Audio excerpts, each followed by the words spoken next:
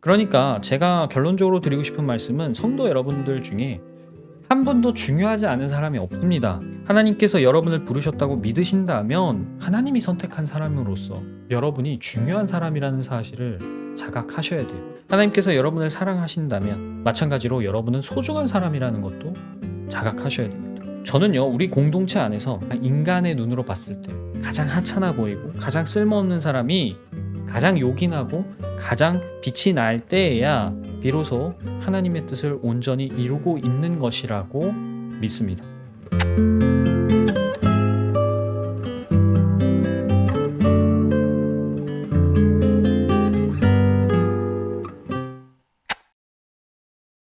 출애굽기 35장 30절부터 제가 36장 2절까지 읽도록 하겠습니다. 다 찾으셨나요? 출애굽기 35장 30절부터 36장 2절까지 제가 읽도록 하겠습니다. 모세가 이스라엘 자손에게 말하였다.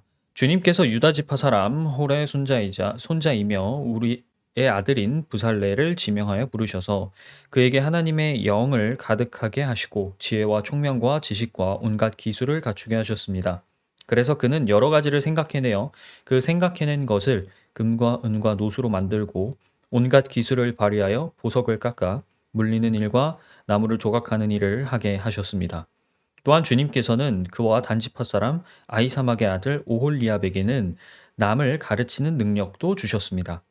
주님께서는 그들에게 기술을 넘치도록 주시어 온갖 조각하는 일과 도안하는 일을 할 수 있게 하시고 청색실과 자주색실과 홍색실과 가는 모시실로 술을 놓아 짜는 일과 같은 모든 일을 할 수 있게 하시고 여러 가지를 고안하게 하셨습니다.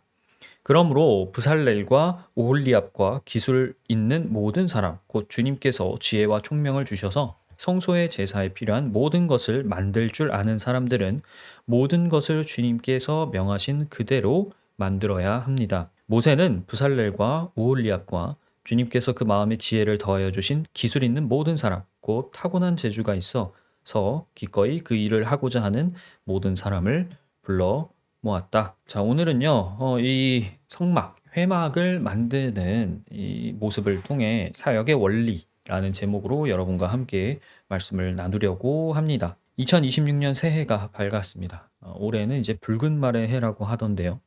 사람들은 해가 거듭할 때마다 어떤 상징을 부여하고 그 상징 속에서 나름대로의 의미를 찾으려고 하죠. 그런데 우리 공동체는 앞서 작년 10월에 정책 토의를 거치면서 26년을 계획했고 우리의 목표를 함께 설정을 했습니다. 이 계획은요, 우리가 하나님 앞에서 순수한 마음으로 또 순수한 생각으로 제시했던 공동의 목표이자 공동의 소망이라고 할 수 있어요.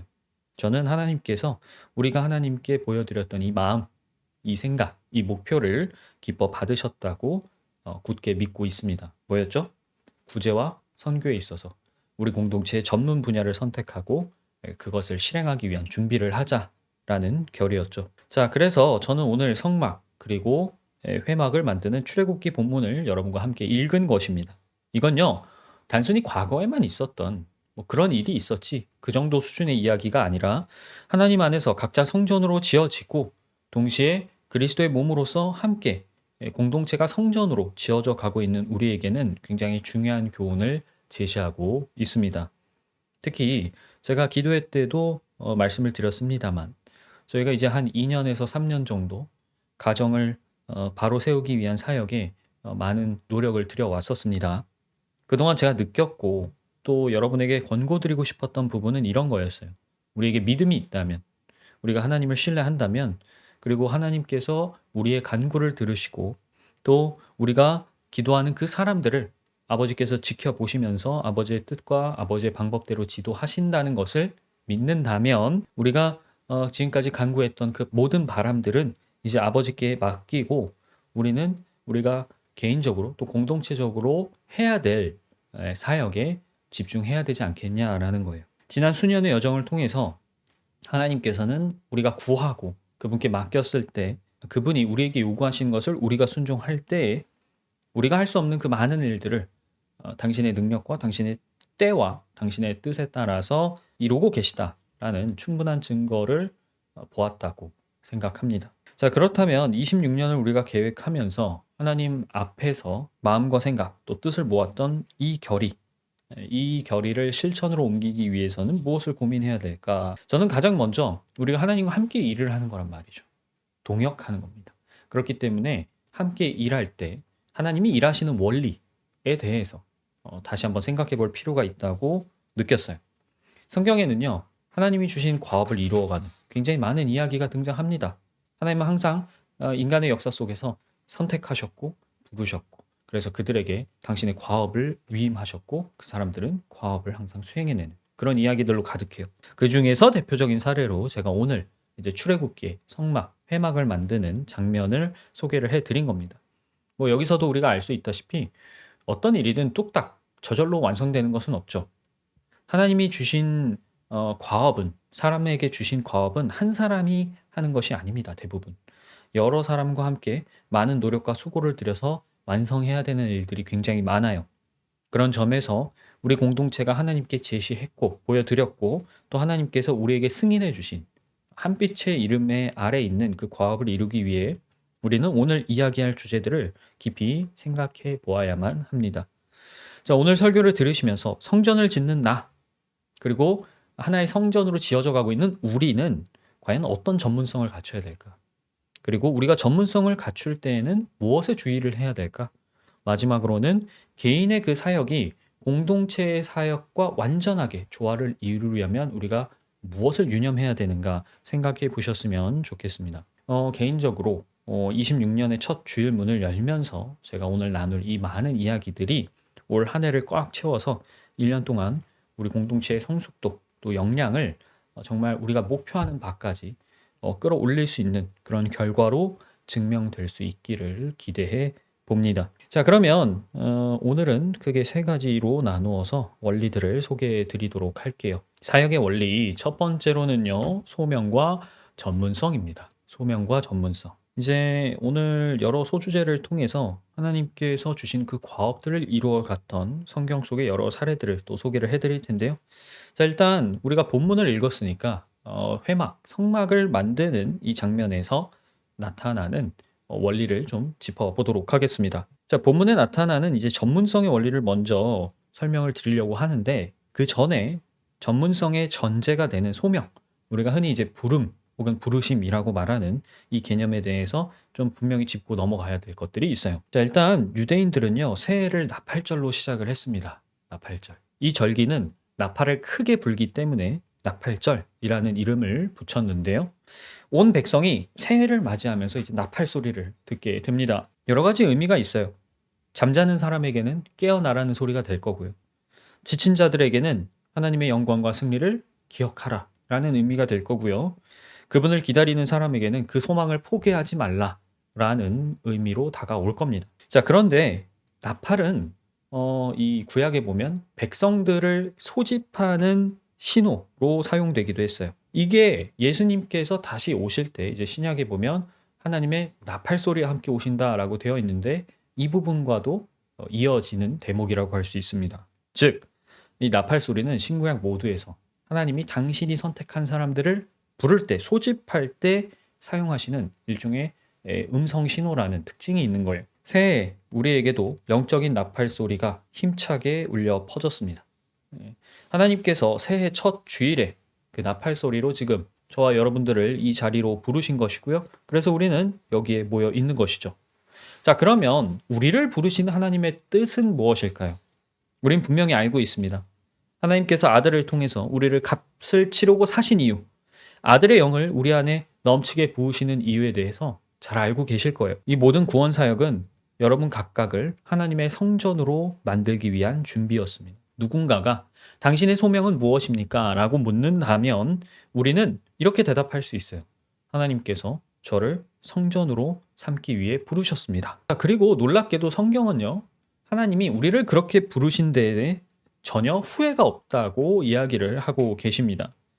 우리를 성전 삼기로 선택하실 때 아들을 내어주신 그 역사를 보면 하나님께서 후회 없이 사랑하고 후회 없이 우리에게 당신의 영광을 물려주겠다라는 확실한 의지가 잘 드러나 있어요.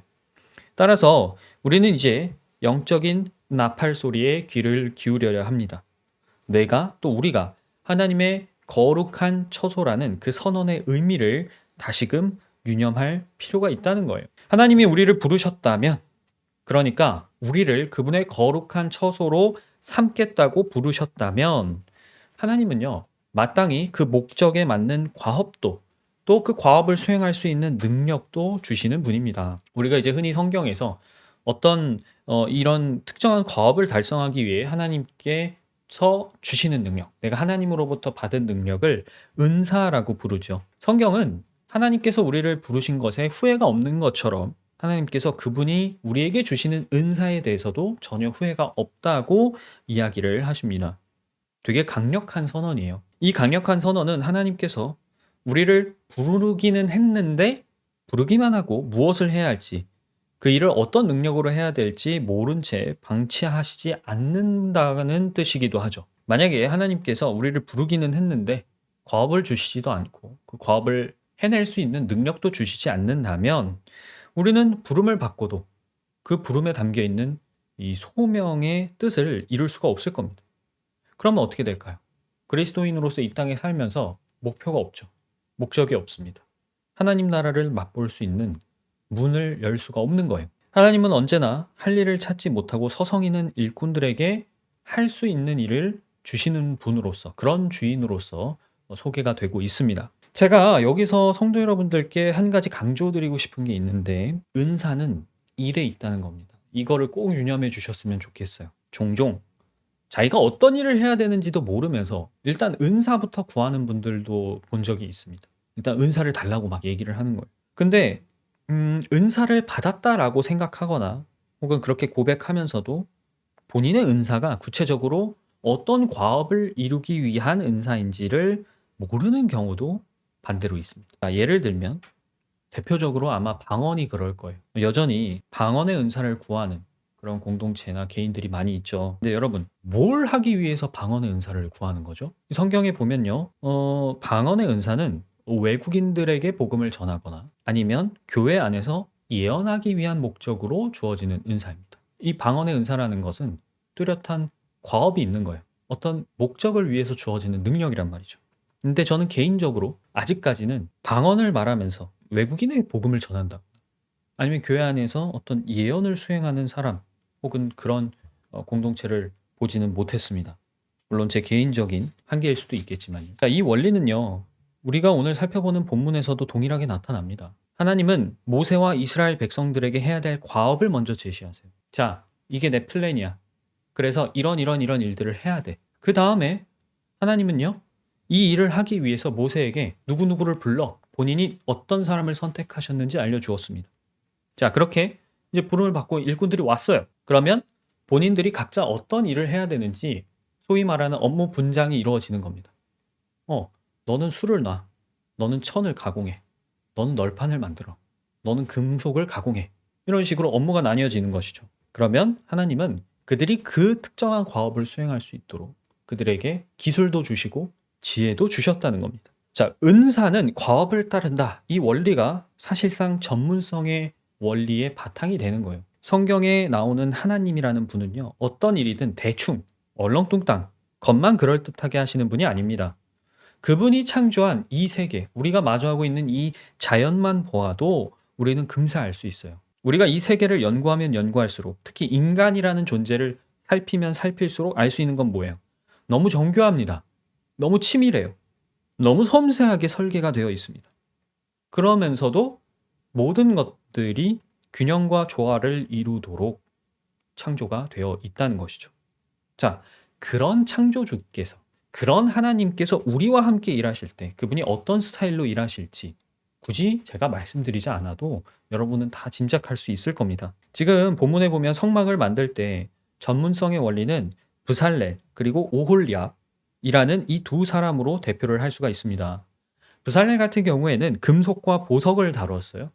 오홀리압 같은 경우에는 조각 그리고 술을 놓는 기술이 뛰어난 사람이었습니다. 이건요, 하나님께서 계획하시고 명하신 그 성막을 인간의 손으로 만들어내야 되는 거잖아요.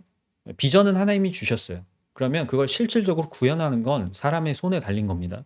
그러면 그러기 위해서 구체적인 과업도 필요한 것이고 그 과업을 수행하기 위한 구체적인 기술도 하나님이 다 주신다라는 교훈을 우리에게 이야기하고 있는 겁니다. 이걸요, 우리가 영적인 성전 건축에도 투영을 해야 돼요. 보통 우리가 건물을 짓는다라고 할 때는 두 가지 기술이 반드시 필요합니다. 첫 번째는 설계예요. 설계도가 있어야죠. 근데 두 번째는 아무리 좋은 설계도가 있어도 그 설계도를 따라서 실질적으로 건축할 수 있는 건설 기술이 없으면 말짱 도루묵일 겁니다. 자, 또 우리 공동체라는 이 성전을 지어가는 데 있어서 설계 기술도 필요하고 건설 기술도 필요한데 이것을 주시는 분이 하나님이시다라고 성경은 우리에게 이야기하고 있는 겁니다. 특히 하나님께서 우리에게 주신 이 성경의 말씀을 보면 우리를 어떤 성전으로 지어갈 것인가에 대한 설계도, 그 청사진이 이미 다 나타나 있어요. 예수 그리스도의 형상을 입는데 그 형상을 어떻게 입어가야 하는지 이미 신약 성경에 또 구약의 많은 교훈들로 다 정립이 되어 있단 말이죠. 자, 그러면 하나님께서는 이 설계도에 따라서 당신의 전을 건축할 일꾼으로서 저와 여러분들을 부르신 겁니다. 그러면 우리는 어떤 존재예요, 이제부터?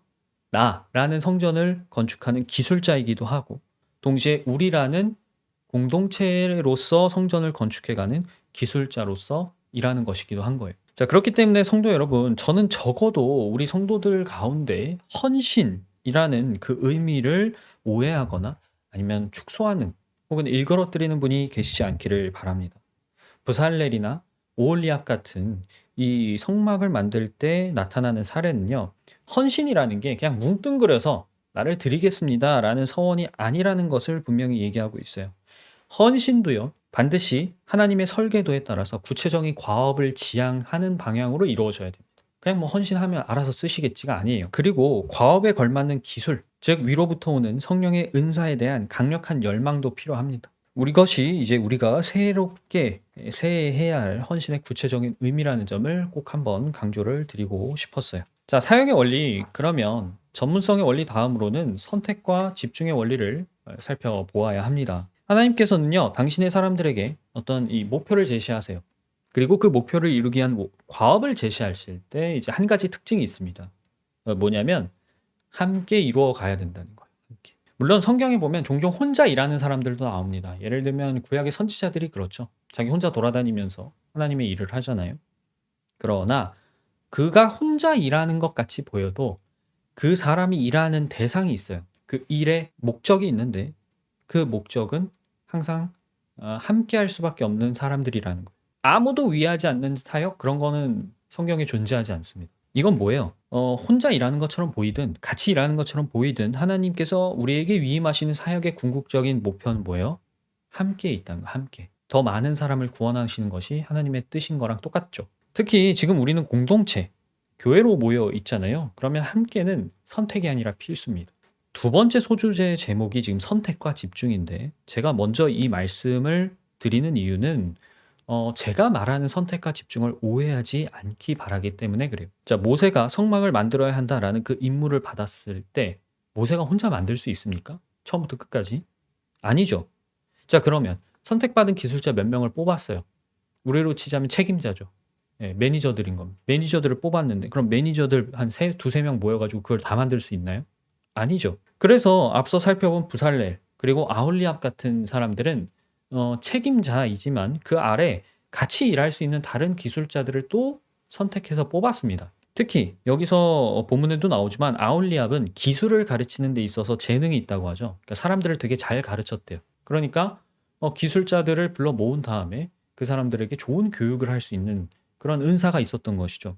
이처럼 성막의 사례만 보더라도 함께라는 개념은 필수적이라고 말씀드릴 수 있겠습니다. 특히 저는 예수님이 이 땅에 계실 때 하셨던 그 사역의 모습에서도 이 원리는 동일하게 작용한다고 봐요. 일단 예수님도 혼자 사역을 안 하셨죠. 이것은요, 그분이 사람의 몸을 입고 이 땅에 계셨을 때라는 특수한 상황에서 오는 교훈입니다. 사람의 몸을 입고 있다는 것 자체가 여러분 한계입니다, 한계. 인간의 한계는 바로 그거예요. 예수님이 그 당시에 한 곳에 계실 수밖에 없죠. 몸이 막 두 개, 세 개로 나눠질 수는 없지 않습니까? 그리고 장소만이 아니라 그분이 사람들을 만나고 또 일할 수 있는 시간도 제한적이었어요. 그러니까 사람의 몸이 물리적으로 시간과 공간의 제약을 받는 이런 문제가 있잖아요. 근데 그걸 극복하기 위해서는 그럼 어떻게 해야 돼요? 다른 사람이 필요한 겁니다. 나와 함께 같이 같은 목적을 갖고 같은 일을 할 수 있는 다른 사람들, 우리가 소위 말하는 동료, 동역자가 필요했던 것이죠. 근데 이 원리가 예수님을 머리로 두는 그리스도의 몸에서도 똑같이 나타난다고 저는 말씀드리고 싶습니다. 그리스도의 몸에 속한 성도들, 우리 다 여전히 사람의 몸을 입고 살아가고 있잖아요. 우린 동시에 여러 군데 존재할 수 없고 같은 시간에 동시에 여러 가지 일을 다 할 수가 없습니다. 그게 우리 각자의 한계예요. 근데 우리 몸에 비유해 보자고요. 이 지체도 그렇죠. 손이 할 수 있는 일을 발이 할 수가 없습니다. 동시에. 왜 그렇게 서로 나눠서 일을 하고 있을까요? 몸에 속한 여러 가지 지체들이 손, 발, 예를 들면 머리, 이 모든 부위에 따라서 각자 과업을 나누어 받고 그 과업에 최선을 다해 주어야만 하나의 몸으로서 온전히 동작하는, 다른 말로 하자면 우리가 공동의 목표를 이루어 갈 수 있다라는 교훈이 담겨 있다는 겁니다. 그러니까 예수님께서도 보여주셨고 그분이 이 부활하심으로써 또 성령이 우리 안에 오심으로써 새롭게 탄생한 교회라는 공동체도 그렇고 함께의 원리가 계속해서 반복적으로 나타나고 있다라는 건 하나님이 우리를 향해서 어떤 비전을 갖고 계시는가를 분명히 보여주는 사례인 것이죠. 특히 하나님께서는요, 창조 이래 항상 인간과 함께 하시려고 노력하셨습니다. 마찬가지로 이제는 여러분도 우리와 함께 하기를 바라고 계시는 것이죠. 무엇보다 특히 이제 성경이 그리스도의 몸이라는 관점을 부부의 관계로 비유하는 것에 저는 좀 무게를 두고 싶습니다. 부부가 한 몸이 되도록 만드신 건 누구예요? 예수님은 그것이 하나님이라고 했습니다. 그래서 예수님도 마찬가지지만 사도들도 그렇고 하나님이 하나로 만드신 것을 사람이 임의로 나눌 수 없다고 분명히 못 박아 얘기해요. 이건 뭐냐면 그리스도 안에서 우리가 한 몸이 되었잖아요. 여러분과 저는 한 몸입니다. 그걸 그렇게 한 몸이 되도록 만드신 분이 누구라는 거예요? 하나님이시라는 거예요. 그러면 거꾸로 무슨 말이 되죠? 내 마음대로 혹은 다른 사람 마음대로 여러분과 제가 한 몸이 된 것을 임의로 나눌 수가 없다는 얘기입니다. 그러니까 이렇게 우리가 함께 하는 것 자체가 하나님의 뜻이에요. 그러면 우리는 이 뜻에 순종하면서 동시에 선택과 집중을 해야 됩니다. 왜? 나는 이 몸의 지체이긴 하지만 내가 이 몸 전체는 아니기 때문에. 앞서 말씀드렸다시피 개인도 그리고 공동체로 모인다 하더라도 어떤 공동체가 모든 사역을 다 잘할 수는 없어요. 그래서 분야가 나뉘는 거고 분야별로 해야 될 일도 나뉘는 겁니다. 그리스도인은 사역을 수행할 때 자신이 개인적으로 그리스도의 몸 안에서 하나의 세포와 같고 본인이 속한 공동체는 지체의 한 부분이라는 점을 결코 잊어서는 안 돼요. 그래서 이 두 번째에 강조드리고 싶은 집중의 원리는 다른 표현으로 얘기하자면 니치 사역이라고도 말할 수가 있어요. 하면 영어로 틈을 말합니다. 틈. 그리고 여기서 제가 말씀드리는 이 틈이라는 것은 베드로의 이야기로 설명을 드리면 바로 직관적으로 이해가 되실 것 같아요. 예수님이 사역 초기에 베드로의 배에 올라타서 사람들을 가르치신 적이 있습니다. 누가복음 5장에 나오는데요. 그때 베드로는 물고기를 잡으려고 나갔는데 하나도 잡지 못하고 빈손으로 돌아왔어요. 그래서 그물을 정리하고 있었는데 갑자기 예수님이 자기 배에 올라타시더니 못해서 좀 떨어져라 그러셔서 거기서 사람들을 가르치셨던 것이죠. 자, 그리고 나서 예수님은 텅 빈 그물을 보고 베드로에게 갑자기 이렇게 얘기하십니다. 깊은 데로 나가서 그물을 내려 물고기를 잡아라. 그래서 베드로는 이렇게 대답합니다. 제가 하루 종일 열심히 노력했는데 한 마리도 못 잡았습니다. 근데 그렇게 말씀하시니까 일단 말씀하신 대로 해볼게요. 그래서 깊은 곳에 가가지고 그물을 던졌더니 그물이 찢어질 만큼 엄청난 물고기 떼가 잡혔어요. 근데 그 모습에 놀라 있던 베드로에게 예수님이 뭐라고 얘기하세요? 그 유명한 이제부터 너는 사람을 낚는 어부가 될 것이다 라고 이야기를 하신 거예요. 자, 여기서 깊은 물에 나아가서 그물을 던지는 거. 그런데 예수님이 그것을 너는 사람을 낚는 어부가 될 거야 라고 바꾸셔서 이야기하시는 장면을 잘 기억해 둬야 됩니다. 왜냐? 이 베드로의 모습이 나중에 복음서 끝에 보면 수미상관처럼 나타납니다. 예수님이 돌아가시고 무덤에서 부활하신 다음에 베드로는 그 밤에 이제 예수님을 3번 부인했죠. 그 사건 때문에 제자로서도 또 사도로서도 이제 자기 사역을 완전히 포기하고 그냥 예전에 직업이었던 어부가 되기로 결심하고 그냥 물고기를 잡으러 갔습니다. 근데 감이 떨어져서 그랬던 거라고 말하면 좀 웃기겠지만 어쨌든 그물을 안 던진 지 오래됐잖아요. 밤새 그물을 던졌는데 물고기가 한 마리도 안 잡히는 거예요. 자, 그러면 여러분이 베드로의 입장이 되었다고 생각해 보세요. 나는 예수님을 따라서 어떤 큰일을 해낼 수 있을 거라고 생각했는데 그러기는커녕 그분을 부인했어요. 그럼 자기 영적으로도 실패한 인생이겠죠. 근데 동시에 그래서 그럼 먹고나 살자 해 가지고 바다로 나가 가지고 그물을 던졌는데 하루 종일 일해도 한 마리도 안 잡혀요.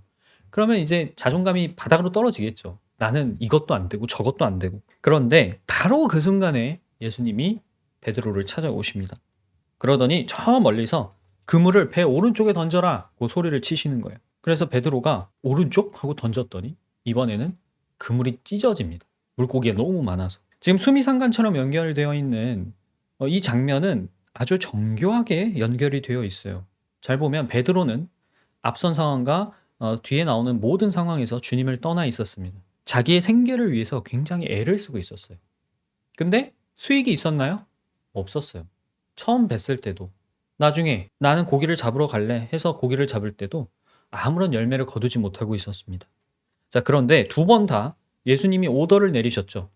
깊은 데로 나가서 그물을 던져라. 오른쪽으로 그물을 던져라. 그러니까 엄청난 수익이 따라왔습니다. 예수님이 첫 상황에서는 이 말씀을 하신 다음에, 그러니까 너는 사람을 낚는 어부가 될 거야 라고 말씀하신 다음에 나를 따라오라고 하셨고요. 이어서 이 두 번째 상황, 그물을 오른쪽에 던져서 물고기를 많이 잡았던 상황에서는 이제 무태 왔을 때 그 유명한 질문을 하시죠. 내가 나를 사랑하느냐? 3번 물으시고 나서 내 양떼를 먹여라고 말씀을 하셨습니다. 그러니까 예수님께서 구체적인 과업을 설정해 주신 거죠. 너는 나를 따라와. 이게 베드로가 해야 될 일이었던 거고, 두 번째 상황에서는 넌 내 양을 먹여. 그것이 그가 해야 될 구체적인 과업이었던 겁니다. 자, 그러면 성도 여러분, 우리는요, 본인 그리고 우리 공동체의 깊은 곳이 어딘가에 대해서 잘 알고 있어야 됩니다. 바다를 딱 보면 얼마나 넓어요. 망망대해라고 얘기를 하는데 그 넓은 바다에서 하나님께서 원하시는 대상을 하나님께 인도해야 되는 것이 우리가 해야 될 과업이란 말이에요. 그러면 뒤다가 그물을 던져야 되는지, 그 지혜는 나한테 있는 게 아니죠. 우리한테 있는 게 아닙니다. 내 안에 계시는, 우리 안에 계시는 주님으로부터 오는 것이죠. 그래서 우리가 육적으로 경험하는 순간순간마다 놀라게 되는 기도의 응답들이 있어요. 그런데 그 경험이, 그 놀라움이 여러분이 그냥 육적인 부분에만 머물러 있으면 안 됩니다. 반드시 영적인 과업으로, 그러니까 우리가 함께 일궈내야 하는 사역의 구체적인 헌신으로도 이어져야 돼요. 안 그러면요, 베드로처럼 예수님을 따라갔다가 떠났다가 또 따라갔다가 떠났다가를 반복하게 될 거고, 그러면 여러분의 삶 정말 짧은데 어떻게 보면 시간과 기회, 에너지를 낭비하게 될 수도 있다는 겁니다. 물론 설령 우리가 그렇게 어리석은 행보를 보인다 할지라도 하나님께서는 그 모든 것을 은혜로 갚아주시겠지만, 그럼에도 어리석은 행동은 하지 않는 게 더 나은 편이니까요. 우리가 하나님 앞에 뜻을 모았잖아요. 살과 피를 나눈 혈과 육인 가족 없이 홀로 이 세상을 살아가야 하는 아이들을 돕자. 그리고 그 아이들이 그리스도인으로서 성장할 수 있도록 돕자.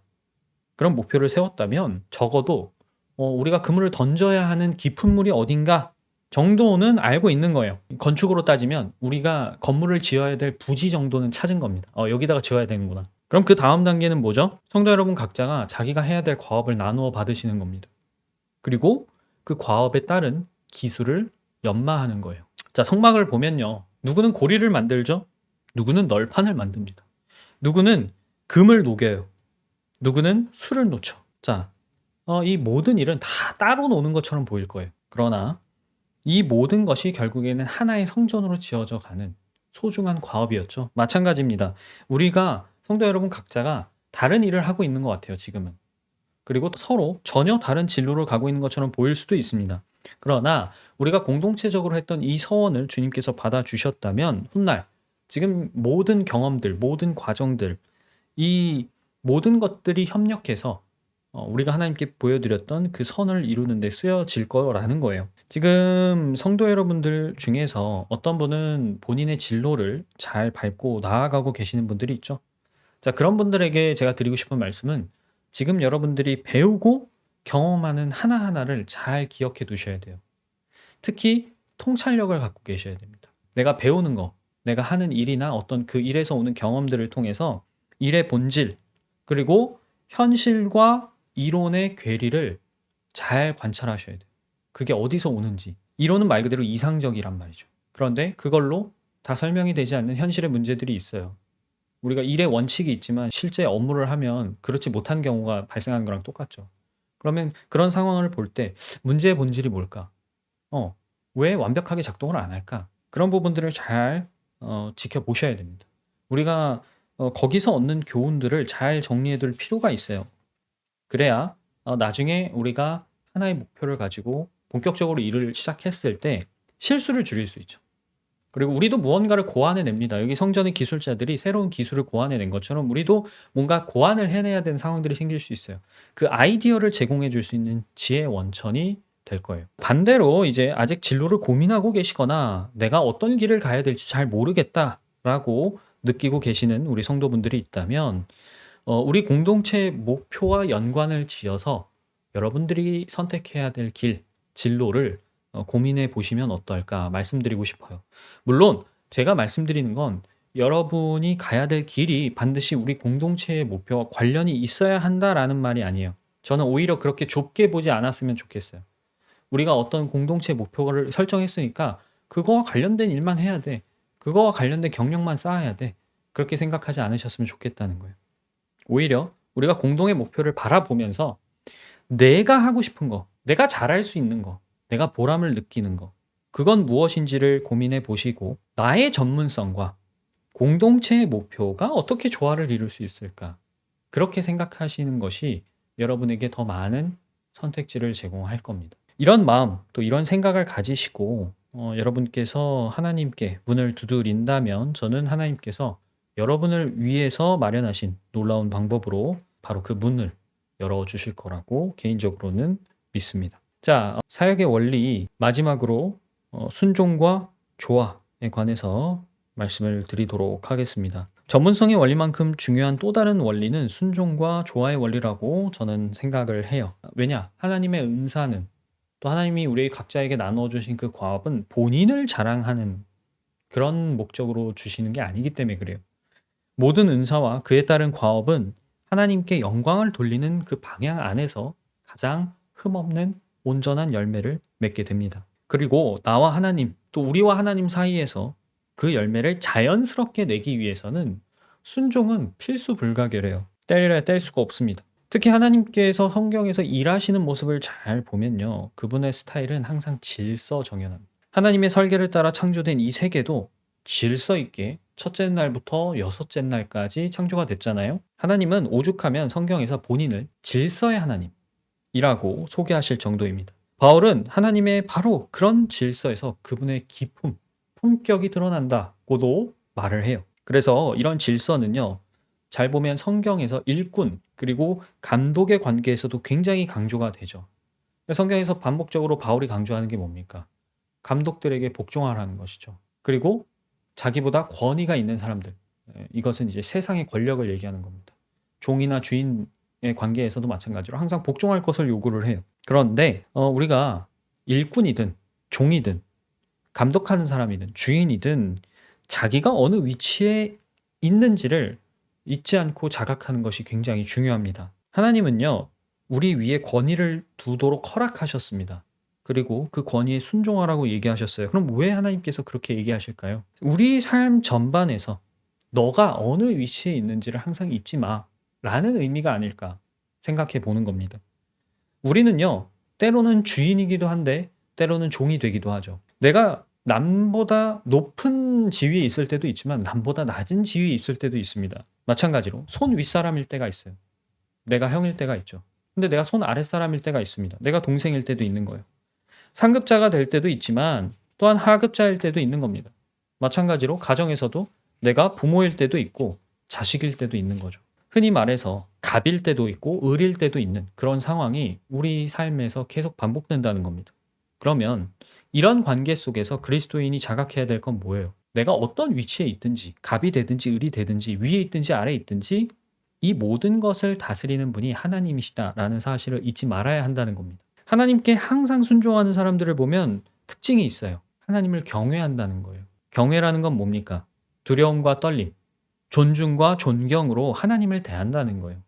그런 사람들은 보면 항상 겸손합니다. 그리고 예수님은 바로 그렇게 순종하는 사람이 큰 믿음을 가진 것이라고도 해석을 하셨어요. 특히 백부장의 고백을 보면 그렇죠. 누가복음 7장에 보면 백부장이 이제 자기 종이 아파서 이제 예수님께 치료를 해달라고 사람을 대신 보냈는데 그때 예수님이 오시겠다고 하니까 말리죠. 나도 상관을 모시는 사람이고 내 밑에도 병사들이 있어서 내가 이 사람더러 가라고 하면 가고 저 사람더러 오라고 하면 옵니다. 또 내 종더러 이것을 하라고 하면 합니다. 그러면서 이렇게 마무리합니다. 말씀만 하옵소서. 그럼 내 종이 나을 겁니다. 자, 정말로 나는 믿음이 있어 라고 얘기할 수 있으려면 하나님께 항상 순종할 수도 있어야 돼요. 순종 없는 믿음, 믿음 없는 순종, 그것은 가짜입니다. 특히 순종의 원리는요, 우리가 하나의 목표를 추구할 때 조화를 이루기 위한 밑거름입니다. 왜냐? 조화라는 건 뭐예요? 모두 하나님께 순종할 때, 곧 우리 안에 계신 성령님께 각자 그리고 서로 순종할 때만 맺을 수 있는 가장 완벽한 열매가 되기 때문입니다. 그래서 아까도 말씀드렸지만 바울은 감독에게 순종하라 라고도 얘기하지만 동시에 교회의 젊은 청년이나 나이 많은 장로에게도 이렇게 얘기를 합니다. 모두 서로 겸손의 옷을 입으십시오. 이것을 서로에게 복종하십시오 라고도 해석을 할 수가 있어요. 무슨 말이에요? 각자 서로 안에 거하시는 성령께 순종하라는 겁니다. 감독이든 아니면 성도이든 그냥 반대로 장로이든 젊은 청년이든 이것 없이 우리는 각자 맡은 과업을 조화롭게 하나의 결과로 엮어낼 수가 없게 되는 겁니다. 여기에 두 가지 사례가 있는데요. 첫 번째 사례는 느헤미야의 성벽 재건 사례입니다. 유다 왕국이 멸망하고 한 70년이 이제 거의 다 되어가는 시점에 느헤미야의 주도 아래 이제 무너졌던 예루살렘 성벽을 세우는 그런 사업이 시작이 되는데요. 이때 안팎으로 굉장히 어려움이 많았습니다. 일단 내부적으로는 아무런 기반 시설이 없어요. 그러니까 완전 폐허가 된 곳에 가가지고 처음부터 맨 땅에 헤딩을 해야 되는 상황입니다. 근데 인력이 그럼 많냐? 인력도 없어요. 자재도 부족해요. 그런 상황에서 밖에서는 예루살렘 성을 재건하는 것에 대해서 탐탁치 않게 보는 적대 세력들이 계속 방해를 합니다. 시비를 걸고 아니면 밤에 몰래 기습해서 심지어 물리적으로 군사적인 행동을 하려고 하고 그래서 일꾼들은 무기를 소지한 채 공사를 진행해야 됐고요. 돌아가면서 계속 보초를 서야 됐습니다. 근데 그럼에도 불구하고 이때 성벽 재건이라는 목표를 달성할 수 있었던 이유는 무엇이냐? 첫 번째, 이 성전 재건에 참여했던 모든 사람들이 하나님의 약속, 어떤 약속이요? 예루살렘을 회복시킬 것이다 라는 그 약속을 믿었다는 것이고요. 두 번째는 적절한 분업이 이루어졌다는 겁니다. 그리고 세 번째는 안팎의 우환을 지혜롭게 대응하는 지도자의 노련미가 있었다는 것이죠. 느헤미야의 이 사례를 보면요. 성령 안에서 우리가 굳게 맺은 연합을 지켜야 할 이유를 잘 알 수가 있습니다. 우리가 추구하는 조화, 우리 공동체가 추구하는 조화라는 것은 사람 대 사람의 조화가 아니에요. 나와 너가 곧장 만나지 않습니다. 나와 성령이 만나고 너와 성령이 만나서 우리는 성령을 통해 만나는 겁니다. 그래서 나와 너는 성령으로 연합하는 거예요. 이건요, 그리스도라는 머리 아래 우리가 함께 복종해야 된다라는 원리와 같을 뿐 아니라 그리스도를 통해서 모든 것을 할 수 있다라는 원칙이 오직 성령님께 우리가 서로 복종할 때 가능하다라는 뜻이기도 해요. 두 번째 사례는 초대 예루살렘 교회 내부에서 터져 나왔던 불만을 해결했던 사건입니다. 이때 이제 교회 안에서 유대인인 사람, 그 다음에 이방인인 사람 간에 차별이 생겼어요. 이것 때문에 이제 불만이 터진 겁니다. 이때 사도들과 감독들은 충분한 토의를 했고요. 그 다음 그 토의가 잘 이루어질 수 있었던 이유가 뭘까요? 당연히 서로 안에 거하시는 성령을 존중했기 때문입니다. 그래서 그 결과 어떤 결론을 내렸어요? 적절한 분업을 결정했습니다. 자, 지금 느헤미야의 사례도 그렇고 또 이 초대 예루살렘 교회의 사례도 그렇고 보면 적절한 분업이 있었죠. 이건 본문에서 지금 성막을 만들 때도 동일하게 나타나는 모습입니다. 그러니까 하나님께서 같은 몸 안에서도 서로 각기 다른 과업을 지체 나눠 주신 것처럼 우리가 공동의 목표를 이루어 갈 때도 성도마다 여러 가지 과업을 나누시고 그 과업에 필요한 각자의 능력을 주시는 거예요. 그럼 하나님은 왜 도대체 이렇게 일하시고 이런 방식으로 조화를 추구하시는가? 그것은 바로 우리 한 명 한 명 자기를 자랑할 수 없게 하려고 그렇게 설계하신 겁니다. 바울이 이야기한 것처럼 눈이, 입이, 손이, 발이 자기를 자랑하면서 서로 난 너가 필요 없어 라고 이야기할 수 있을까요? 불가능합니다. 모든 지체가 한 몸에 있을 때야, 자기가 나누어 받은 과업에 충실할 때야 비로소 지체는 온전한 거예요. 마찬가지로 우리가 함께 사역을 할 때에는 하나님께서 나누신 역할이 중요합니다. 그리고 그 역할에 최선을 다하는 것만큼 서로의 역할도 존중해 줘야 돼요. 서로의 역할도 믿어줘야 됩니다. 내가 봤을 때 저 사람 저렇게 하면 안 될 것 같은데, 그런 생각이 들 때도 있을 거예요. 역량이 부족해 보이는 사람이 있을 수도 있죠.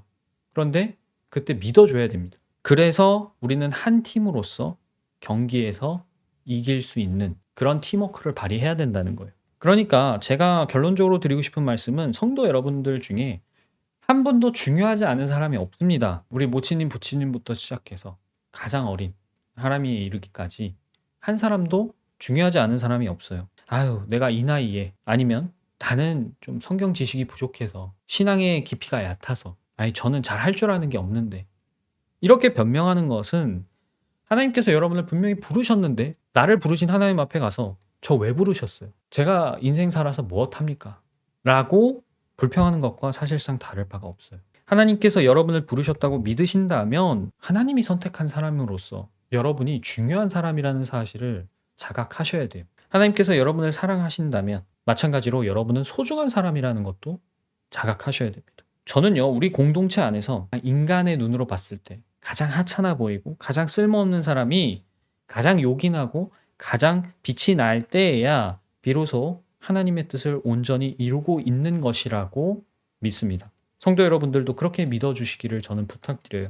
큰 자는 가장 낮은 자가 되어서 섬겨야 되고요.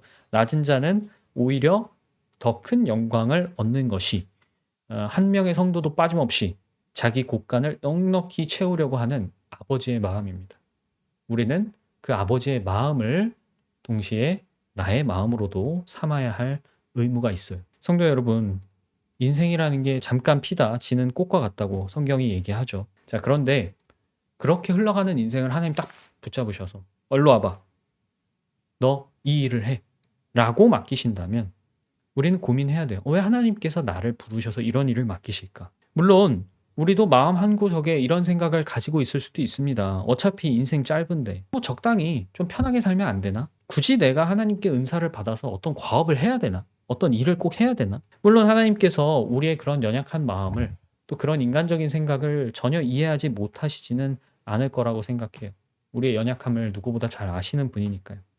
그런데 그럼에도 불구하고 하나님께서 여러분을 부르시고 여러분에게 과업을 주시고 여러분에게 어떤 능력을 주신다면, 거기에는 하나님께서 여러분 각자에게 가르쳐 주고 싶으신 어떤 분명한 그분의 뜻이나 의미가 있지 않을까 생각해 보았으면 좋겠다는 겁니다. 만약에 성도 여러분들께서 평소에 기도할 때, 기도로 하나님께 무언가를 달라고 간구할 때 그게 나만의 안녕을 위한 것이라면, 혹은 우리가 공동체로 간구하는 소망이 우리의 안녕이나 우리의 자랑만을 위한 것이라면, 저는 감히 오늘 제가 말씀드린 이 사역의 원리를 유념하셔야 된다고 말씀을 드릴 수가 없었을 겁니다. 그러나 제가 성도 여러분들을 보면서 갖는 확신은 뭐냐면, 지금 저와 여러분이 마음에 품은 소망, 우리가 하나님께 보여드렸던, 제시했던 그 소망이 우리의 유익이 아니라 아버지의 유익, 주님의 유익과 주님의 자랑을 바라고 있다는 거예요. 그래서 26년을 시작하면서 오늘 사역의 원리를 하나씩 다시 한번 강조를 드리고 싶었습니다. 우리가 모두 겸손함으로 옷을 입고 하나님께 자신을 드리는 그런 구체적인 헌신이 있기를 개인적으로 바랍니다. 26년은요, 두근거리는 해가 될 것이라고 저는 기대합니다. 물론 제가 말씀드린 건 늘 좋은 일만 있을 거다라는 그런 낙관이 아니에요. 우리가 마주하는 매 순간이 하나님께 의지하고 하나님께 감사하고 하나님을 바라보며 하나님을 사랑하게 될 것이다 라는 말입니다. 이제 저는 이렇게 말씀드리고 싶습니다. 저와 함께 저 은혜의 바다로 나가자고. 그래서 깊은 데로 가서 그물을 던지자고. 이 배에 주님께서 함께 타고 계시니까 저와 여러분에게 믿음만 있다면 우리의 믿음대로 이루어질 것이라고 다시 한번 응원하고 싶습니다. 오늘은 바로 이 말씀을 담고 있는 누가복음 5장 4절과 10절 말씀을 읽고 마치려고 해요. 깊은 데로 나가 그물을 내려서 고기를 잡아라. 두려워하지 말아라. 이제부터 너는 사람을 낚을 것이다. 예수님의 이 말씀이 제자로서 우리 2026년을 정의하는 그런 기준이 되기를 바랍니다.